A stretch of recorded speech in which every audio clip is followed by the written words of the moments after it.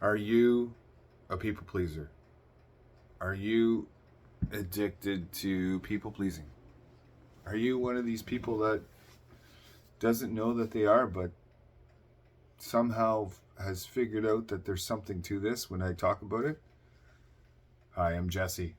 I'm a recovering people pleaser.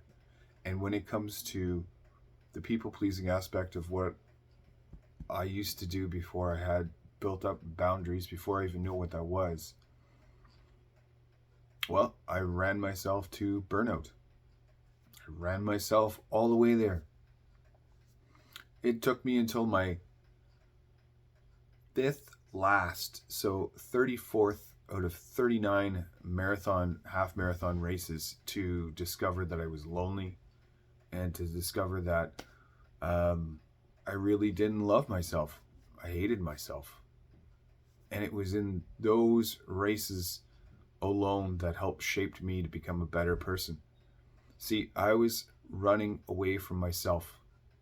I was running from myself, trying to find myself in races. I mean, there was a place that I could go that I was able to escape my own pain. I mean, imagine that. You run away from your own pain. You run away from yourself. Seems like a bit of a dichotomy there, doesn't it? Because you are in your body trying to escape yourself. Meanwhile, you're not getting any further away. Now, is that you?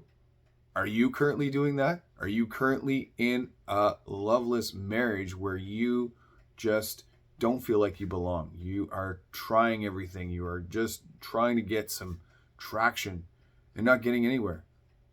Been there. It sucks. But I'm going to tell you, once you figure out that you are worth something, you are enough, and to realize that the programs that you have undertaken in your life are not all your own, and you have the choice to change them. You have the choice to create your own reality, my friend. And if you can be miserable, imagine the fact that you can create your own misery. Seems weird, doesn't it? But if you create your own misery and you have the power to create your own day, you can create your own happiness as well.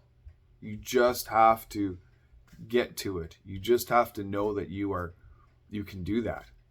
Now, I mean, that sounds relatively easy than the words I use, or within the words I use, it sounds really easy. I get it. It's not easy, but we also get in our own way. And we don't give ourselves a chance to go, well, I'm lonely. I'm going to grieve the last several years of my marriage there where I wasn't present and I wasn't engaged and I missed time with my kids, missed time with my dog, I missed time with my gerbil. I missed several work parties because I was there drinking and not really there. I missed going to the car wash. I don't even remember going to the car wash. I just went through it. Suddenly the car's clean. I mean, those are things that I'm sure you're going, yeah, you're right. I went through the drive-thru and picked up a coffee and don't remember doing that. You're on autopilot. I mean, what I'm getting to here is you're not really enjoying life. You're just sort of coasting through it as if you're some sort of slave. And it's time that you just get your act together. And I'm saying that in a loving way, like get your act together. Because how much longer do you want to go on with this thing? This is what happens. You keep going like this, you end up with dis-ease.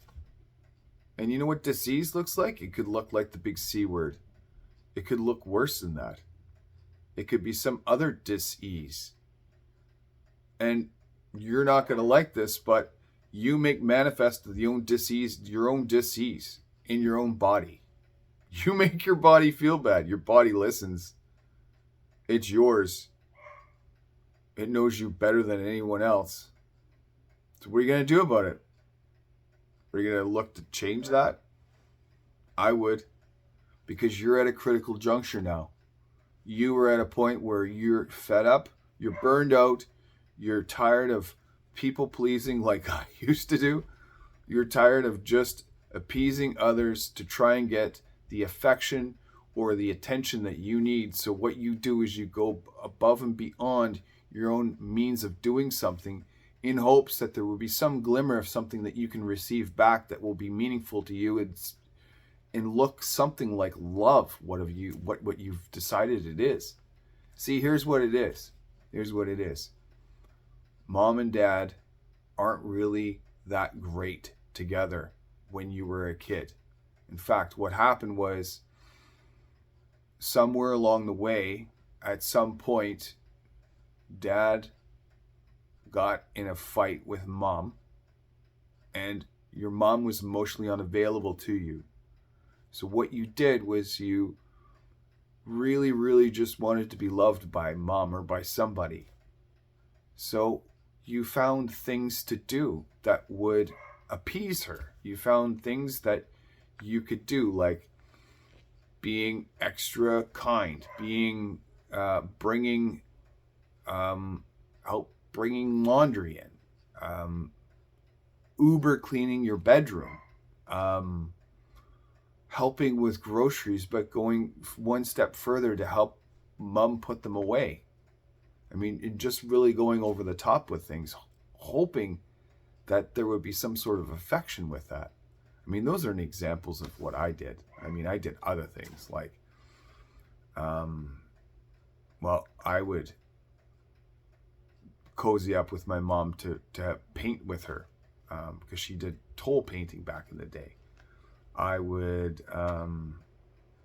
sit with my mom as if I were some sort of psychologist and listen to her be sad, just to hear that out. I mean, that wasn't the right thing to do. Wasn't the right thing to do. I would, sometimes I had homework to do from school, but I would help with other things around the house that were chores, and that would mean that I didn't get my homework done for school the next day. Or I would say yes to things that I really didn't want to do. And yes, there are things that kids don't really want to do, and I get that that's something that you got to push them through sometimes for their own good. But I said yes every time because I just wanted to be loved. So what is it for you? What is it for you? I mean, let's be raw and candid here and talk about what that is. Because I know that there are many of you men out there that are feeling like you are just a bag of beans in your relationship. Hard on the outside. You gotta soak for a while in order to be cooked. To be able to be malleable. That's not cool. What are you gonna do about it? I want you to do something about it. Like I did. I want you to be a man. I want you to start to realize that you are the issue. It's you. You are the issue. This is your life. You get to run it the way you want to run it. You get to be in it and be involved as much as you want. So when you get upset at other people and you project onto other people, that's just you. That has nothing to do with them. You've just accumulated some resentment somewhere along the line because you haven't done what you wanted to do. And it's time. So let me help you with it. ValiantLifestyle.com, and then book that 30-minute call. Let's do this. All right. Thanks for watching. We'll talk to you soon. Let's do this.